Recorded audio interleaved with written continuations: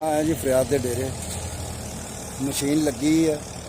ਕਣਕ ਦਾ ਸੀਜ਼ਨ ਸ਼ੁਰੂ ਹੋ ਗਿਆ ਤੇ ਅੱਜ ਪਹਿਲੀ ਮਸ਼ੀਨ ਤੁਹਾਨੂੰ ਦਿਖਾ ਰਹੇ ਹਾਂ, ਫਿਰ ਬਾਅਦ ਚ ਗਾਇਬ ਗਾਇਬ ਤੁਹਾਨੂੰ ਦਿਖਾਉਂਦੇ ਰਵਾਂਗੇ। ਵਾਢੀ ਵੀ ਪੈ ਗਈ ਹੈ ਤੇ ਬੇਲਣੇ ਬੰਦ ਤੇ ਹੁਣ ਕਣਕਾਂ ਦਾ ਸੀਜ਼ਨ ਸ਼ੁਰੂ।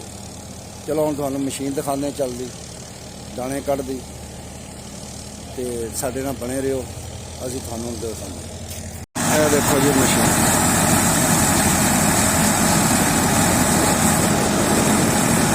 ਦਾ ਰੌਲਾ ਹੀ ਬੜਾ ਹੁੰਦਾ, ਇਹਦੇ ਵਿੱਚ ਗੱਲ ਤੇ ਕੋਈ ਸੁਣਦਾ ਹੀ ਨਹੀਂ ਕਿਉਂਕਿ ਇਹਦਾ ਆਪਣਾ ਹੀ ਬੜਾ ਉਹ ਹੁੰਦਾ ਰੌਲਾ। ਇੱਧਰ ਕਸ਼ੈਦਾ ਜਿਹੜਾ ਟਰੈਕਟਰ 'ਚ ਪਾਣੀ ਪਾ ਰਿਹਾ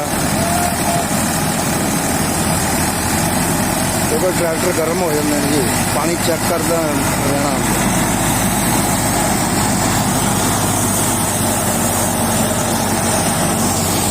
ਆਹ ਗੱਟੂ ਨੇ ਦਾਣਿਆਂ ਦੇ,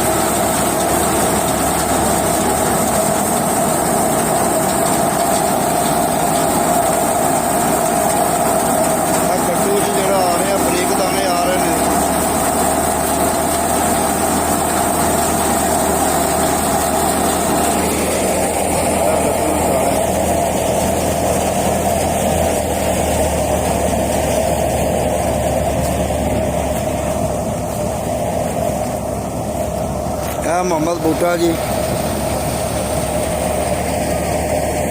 बूटिया ओ बूटे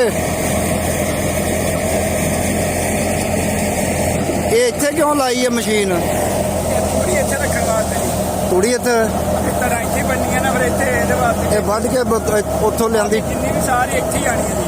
अच्छा इत्थे आनी, यानी कि तूड़ी जिहड़ी इत्थे ही जमा होवे सारी इत्थे धड़ बन जानी है, धड़ा लंबियां दे विच इत्थे लग जानी। लो जी फरियाद ने सारी वाढी करके जी कणक है वो सैड कोल कोल डेरे ये तूड़ी जी इत्थे ही लिया कट्ठी करनी है, इत्थे ही गाणी कहते सारे। ये मोहम्मद बूटे ने दसिया जी सानू, कोई मजदूर है बैठे ने जी इन्होंने।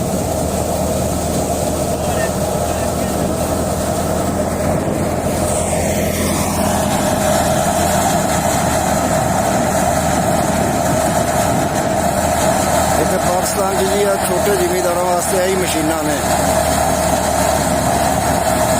जिहड़ियां वड्डियां मशीनां ने वो जिहड़े मरब्बियां वाले ने ना जी वो लांदे ने, उदों उन्हां नूं तूड़ी नहीं चाहिदी हुंदी। इहनूं थ्रैशिंग मशीन कहंदे ने, ये छोटे जिमीदारों वास्ते।